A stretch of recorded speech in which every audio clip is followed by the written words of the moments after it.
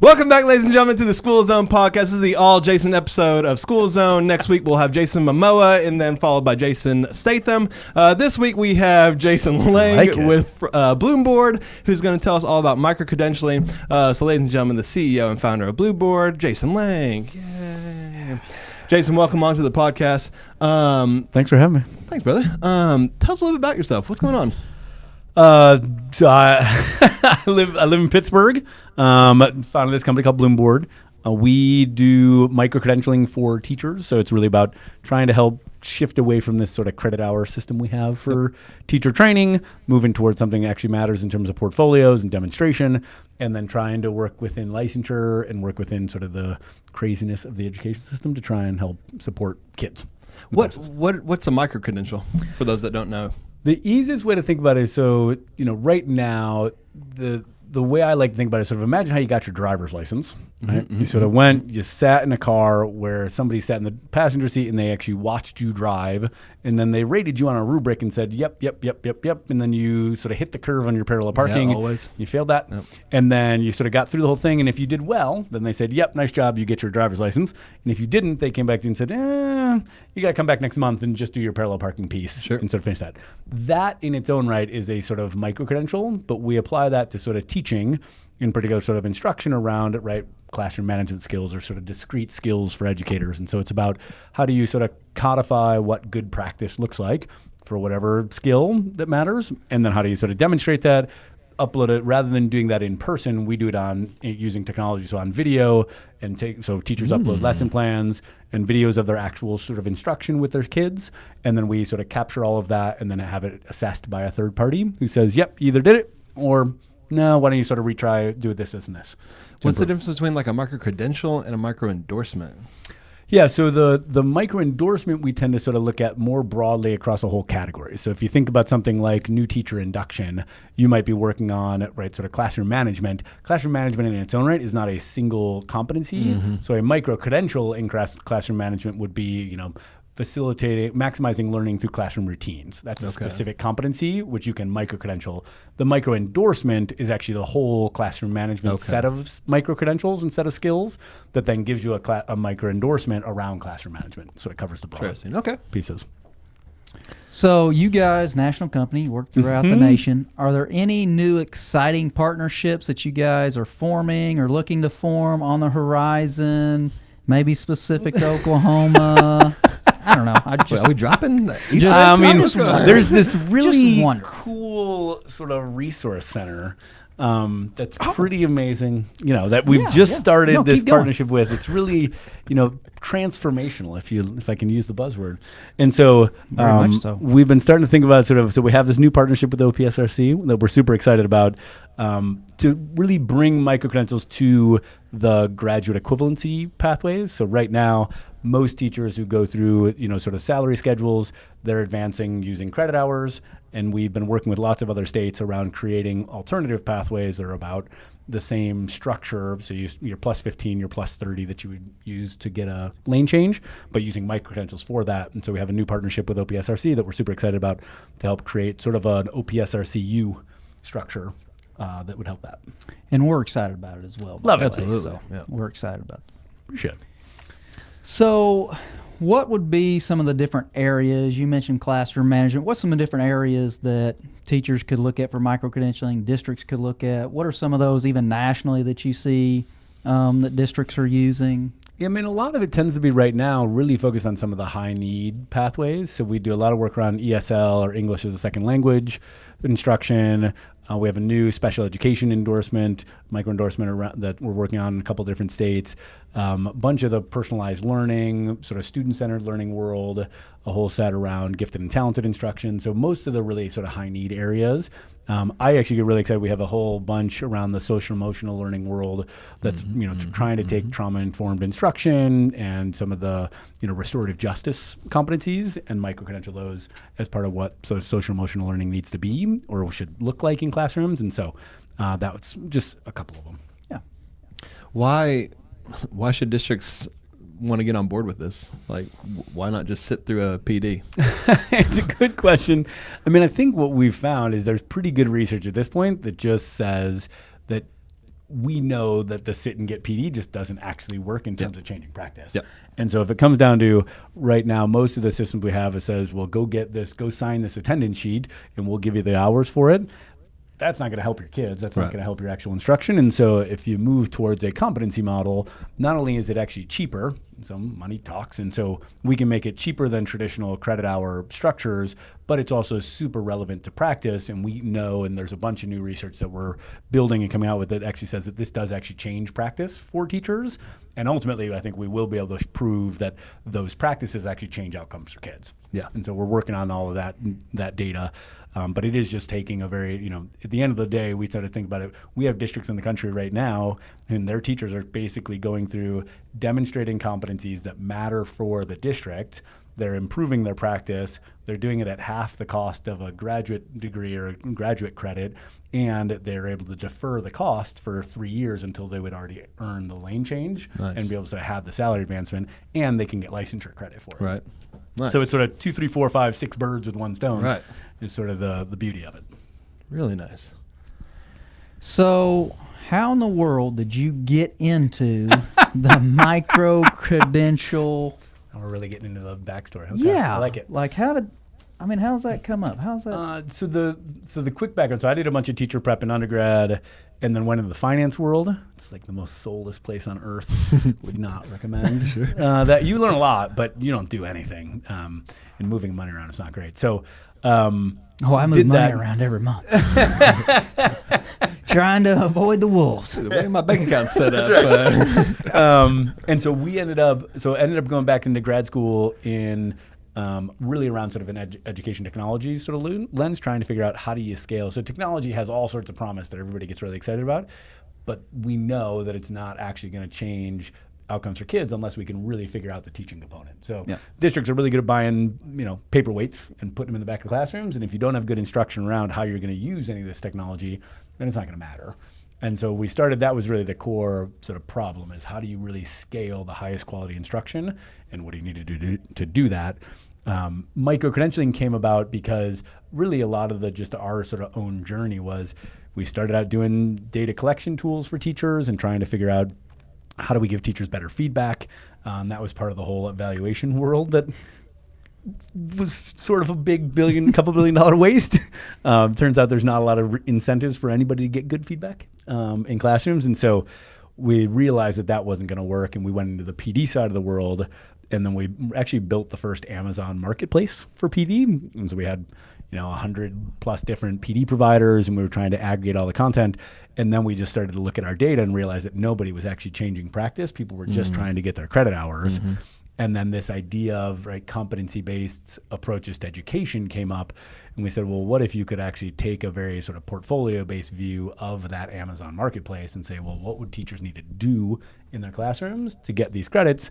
And that immediately sort of linked into well, now you've got the potential for salary advancement and sort of licensure and all sorts of different systems. And so it's been a roundabout journey. Today is my 10-year anniversary from starting the company. Wow. Which is crazy. And you chose to spend it between two. And I chose to spend it trying to figure out if I should look left or right. There's a bunch of Jason looks more. Mike's 2 inches from their face. No worries.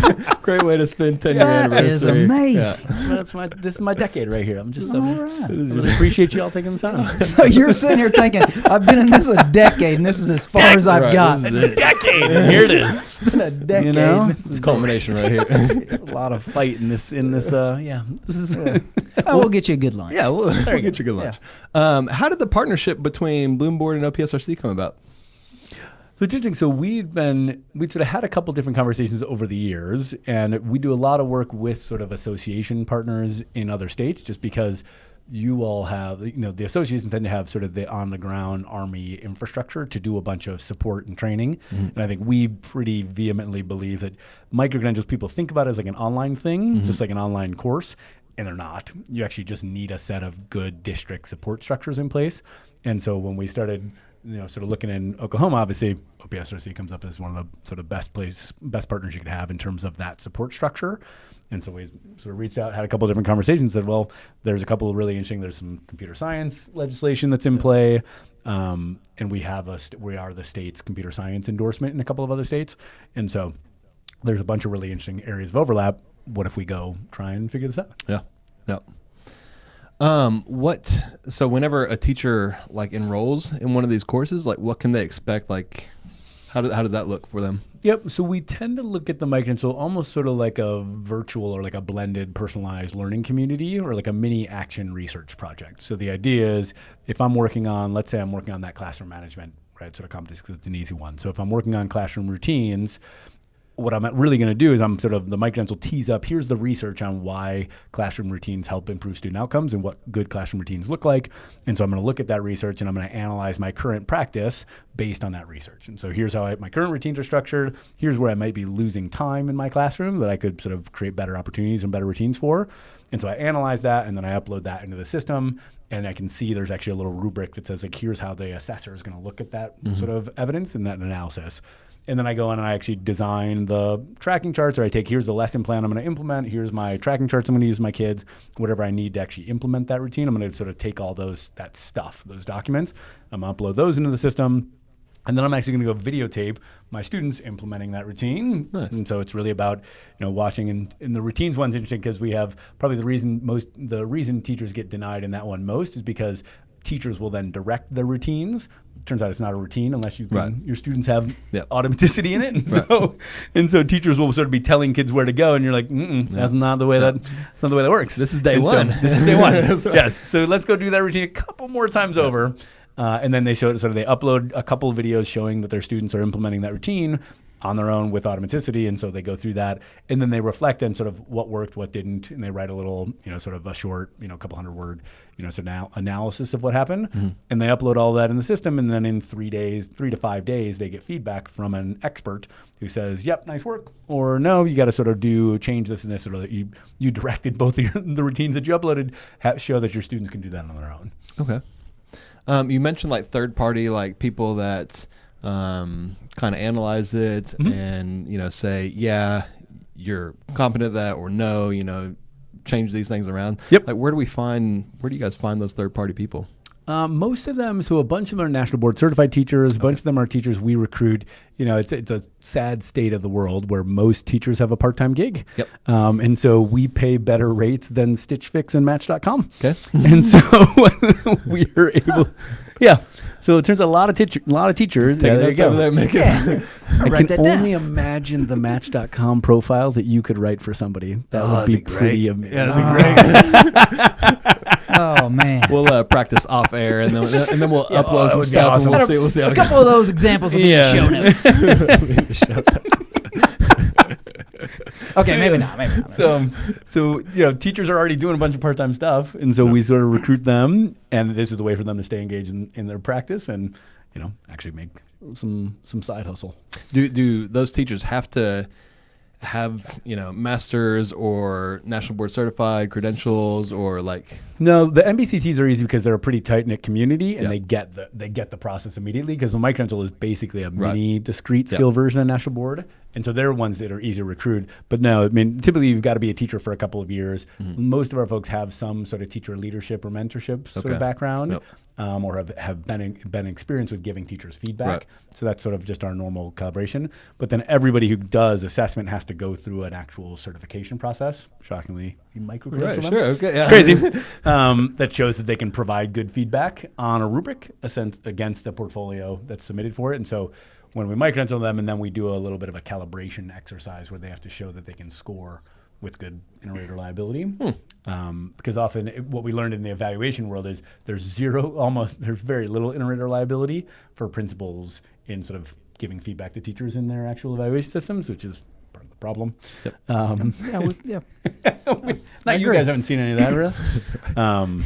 And so then we sort of use this 80% threshold for inter-rate reliability. So they have to score a set of micro-credentials against a master scored certain version and get to that 80% bar.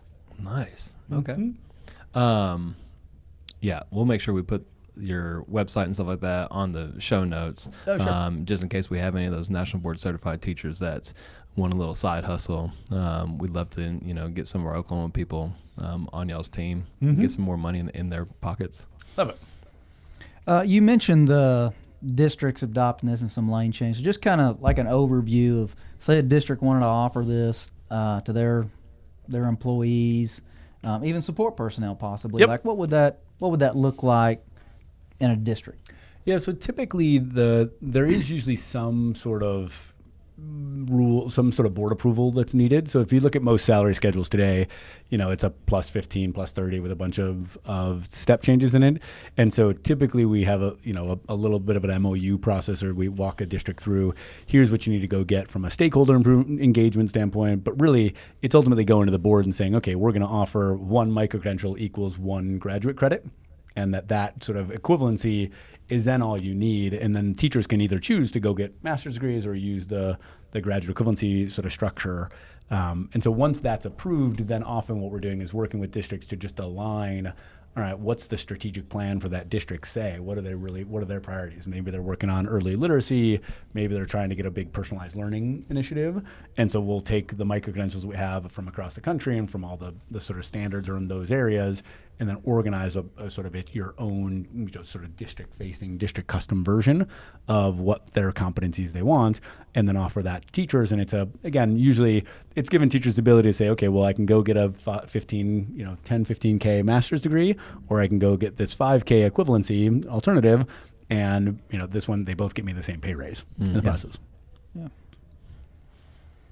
So for like a teacher, you talked about maybe like a portfolio digital, like being able to take it with them for other places, just being able to say, like, I've got classroom management. I have some portability that way. Yeah, portability is always an interesting question, because what we find is, there right now in the micro-credential space, there isn't sort of agreed upon portability across states and across the country in the way there sort of is. I generally argue that master's degrees aren't really portable in their own right. So you can take your master's degree to another district and you're still going to go negotiate where you're going to fall on the salary schedule. And so even that structure isn't really portable in the sort of the truest sense. And so at the end of the day, the question is, if a teacher has, here's my micro endorsement, or here's what set of micro-credentials I have on trauma-informed instruction, or on restorative justice, or on personalized learning, or on STEM instruction, generally that teacher is going to still be in a better negotiating position from sort of an application process to that district, and be able to say, here's why I have a bunch of high need sort of skills, and I feel like I can demonstrate those, and I have, and here's the portfolios that exist, and that is a better negotiating sort of leveraging position than if you're just coming in with a piece of paper. Yeah, and I would also think on a resume, when you're looking at going somewhere else, to be able to have that micro-credential, say, I've proven competency-wise that I've mastered classroom management, personalized learning, social emotional learning, that would be a big benefit to a teacher, just to be able to have that certificate to prove that, hey, I've applied this skill, not just I've set through something. And it's obviously part of the OPSRC sort of partnership is sort of, you all can give it a little bit more of that sort of credibility and credence to, sort of that validation. And then again, I think across the country, we have 22 state contracts at this point. Nice. So we're getting to a place where we'll have some portability in the future. It's just the early days, and so trying to balance that. Like this seems like a no-brainer. Like why have we not heard about this before 10 years from now?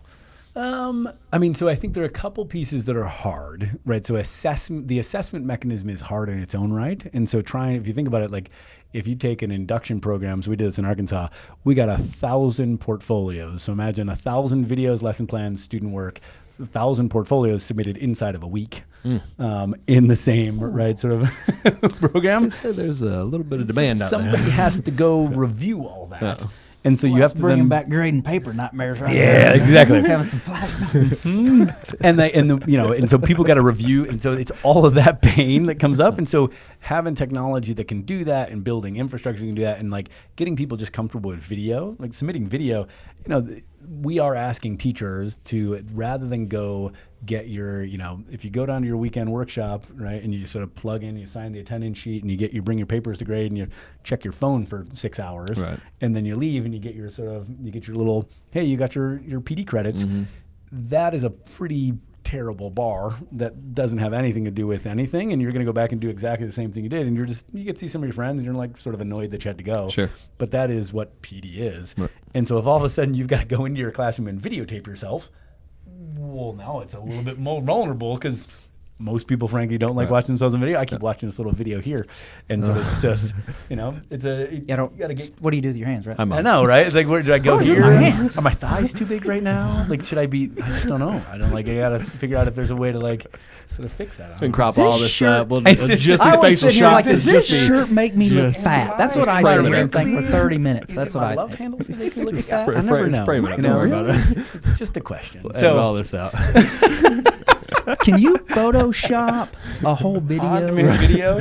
Now they've got this deep fakes technology. I want to see a really good looking version of me in this podcast. Is that possible? We'll have a Jason Momoa layover there we go. on me. We'll get all that going. I feel like it's going to be great. This is really taking podcasting to the next level. So, but yeah, so like the vulnerability factor behind video is high. And so you got to get people comfortable with that, which means that your incentive structure also needs to be high. Because if you don't have incentives, you're not going to go be vulnerable if you don't have a meaningful reason to do it. Yep. And it turns out like saving thousands of dollars, pretty meaningful incentive to make more money. And so that's been the thing that we've really seen why people have started to take off, and that we've been able to build enough of the reviewer assessment sort of reliability to give people comfort that, we're going to give them really timely feedback. We guarantee a 5-day, I think we're trying to get it to 2 or 3 days. We can guarantee a 5-day turnaround time.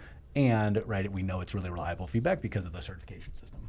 Well, we're accustomed to like our state tests, 5-month turnaround or something like that. So, we're used to quick turnarounds in the state, so that will fit right in. My favorite thing, so induction, we started doing a bunch of induction program work, and we literally had teachers who were like, well, here's my induction binder, and they'd take out this 3-inch binder of paper that they submitted in May, and I was like, oh, well, when did you get feedback? They're like, oh, I submitted in May, and in October, I got a bunch of red pen on it. And you're like, all right, that's pretty useless. Nobody's ever going to look at that, and that's just a waste of everybody's time. Got to be a better way. And so there's got to be a better way. So, when does this partnership go live? Like, when can our educators start looking for this sort of thing? Yeah, that's a great question.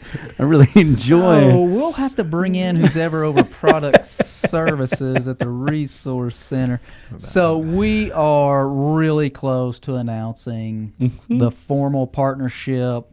As general custom here, we like to negotiate member discounts and privileges and all those things. And so real soon. We are going to be able to announce that and all the details of that, and we're super excited about the possibilities it has, additional endorsements of teachers, lane changes, graduate equivalency stuff, even just a better form of professional development, which we pride ourselves here on. Jason Mack leading that team there and going out, and he's done a few classroom management classes before. So to have another way to get quality PD besides having Jason Mack come out, we're excited about that. Are we leading with any one of those micro-credentials, or is it just like you get the whole menu? I think we sort of have the whole menu, so it'll be it is ultimately going to be sort of something that's let districts customize to their own sort of priorities, which every district is its own special unicorn. Yep. And so we'd sort of acknowledge that sort of the realities that they're going to customize to it.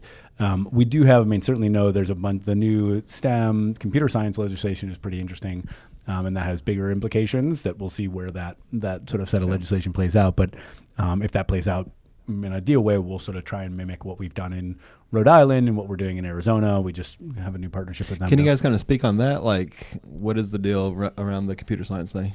So in the computer science world, there isn't really much of a certification sort of process because it's a brand new licensure. Like, I can't sit for a test on it. Yeah, so there have been places where you can sort of go get a multiple choice test. I think what people have realized is that you can use micro-credentials as a way to say like, let's actually see what good computational thinking instruction looks like with kids, and what does teaching debugging look like. And so as part of a lot of our code.org partnerships, so in Rhode Island, you can go to code.org's training, you can go to University of Rhode Island's training, you can go to your in-service day for all of those training, but you actually have to earn these 6 micro-credentials that are built on the Computer Science Teachers Association's framework for CS instruction, and that we codify, we manage all that. Nice. Okay. For your actual license. That'd be good.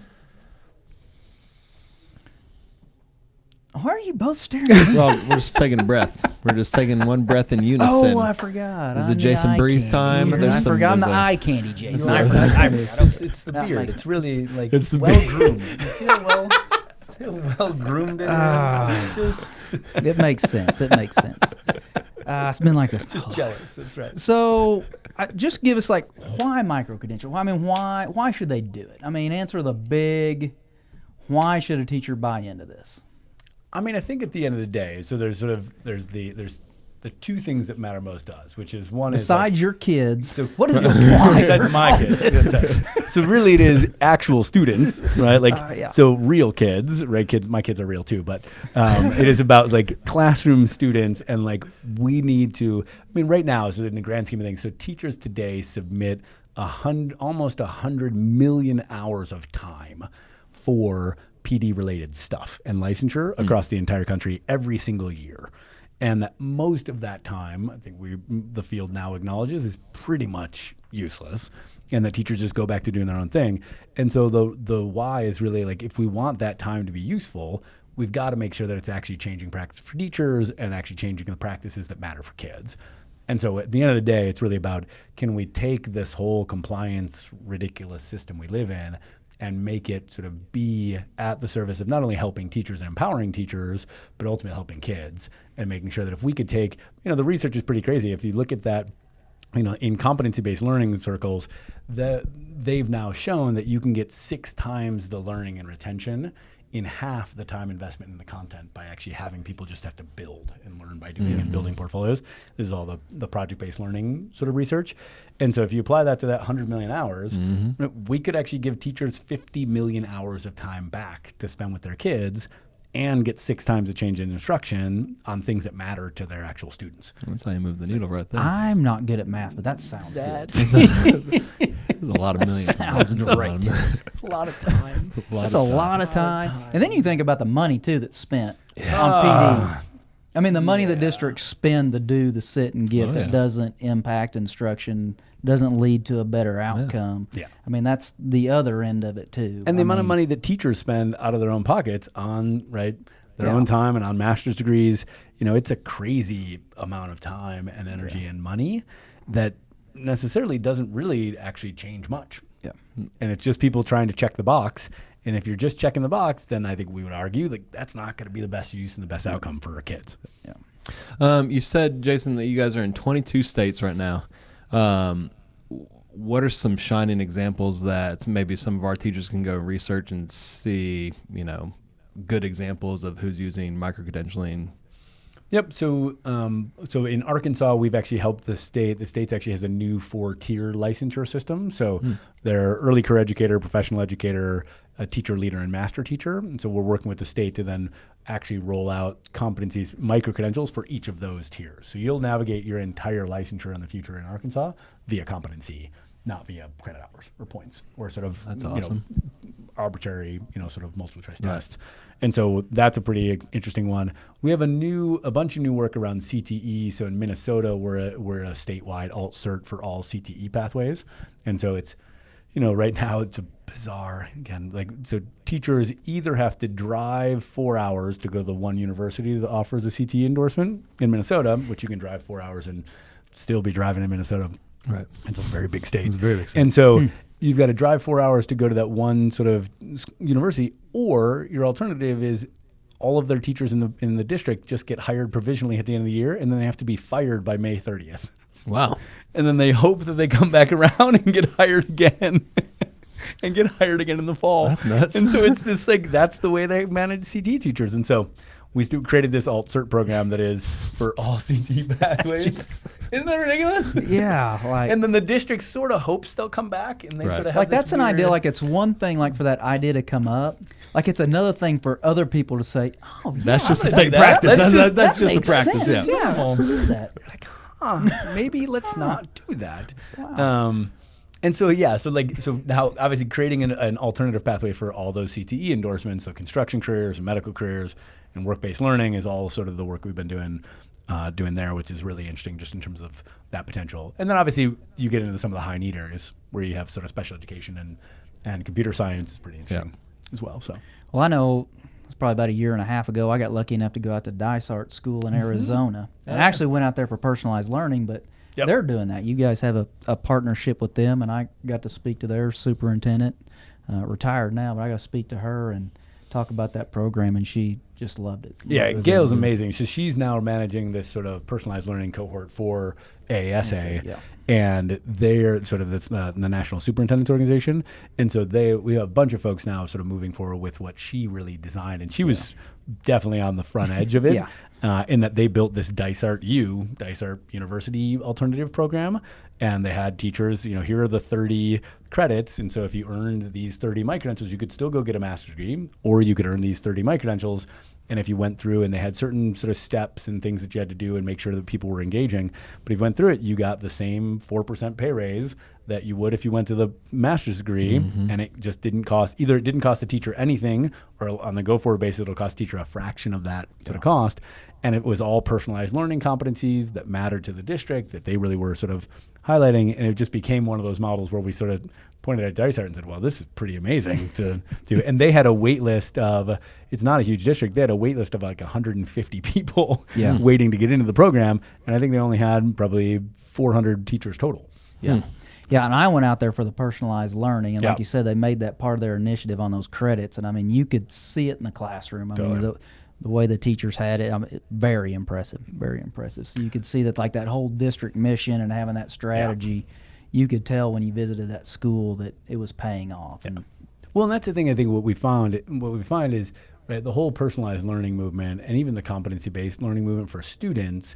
I would generally argue you're just not going to get that to happen without starting with teachers.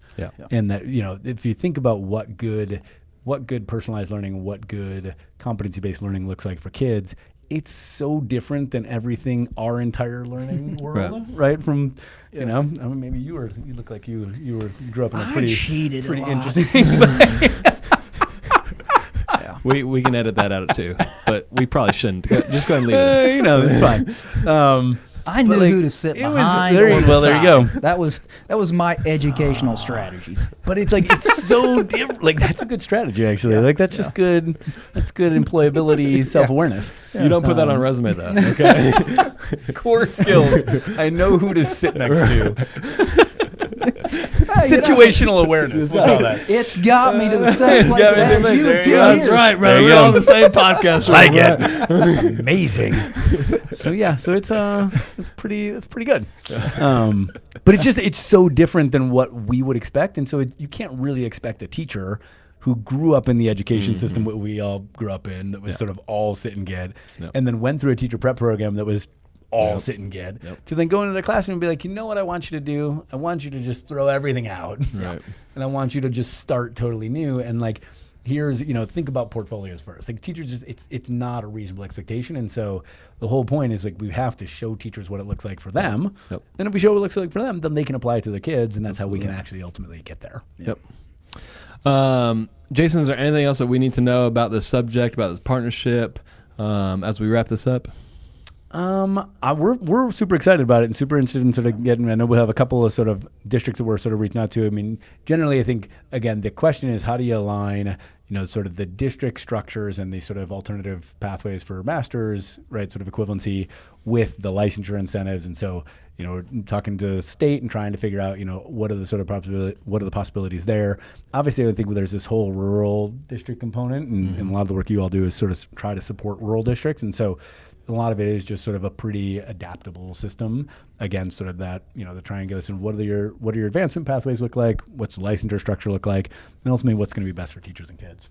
And so we're really excited about the partnership. I'm really excited to be here, and I'm glad I could sit between two Jasons and celebrate my 10-year, my decade anniversary with the all Jason edition of this podcast. I mean, it's not every day that we get three Jasons. Is this the first one? Yeah. This might be. You might have to make this a tradition. Let's have a secret handshake or something going out. We'll work it out. Don't worry about it. Or we can just all eat barbecue or whatever. We'll definitely eat all barbecue. Ladies and gentlemen, thank you for joining us once again on School Zone Podcast, the all Jason edition. Like I said, next week we'll have Momoa or Statham.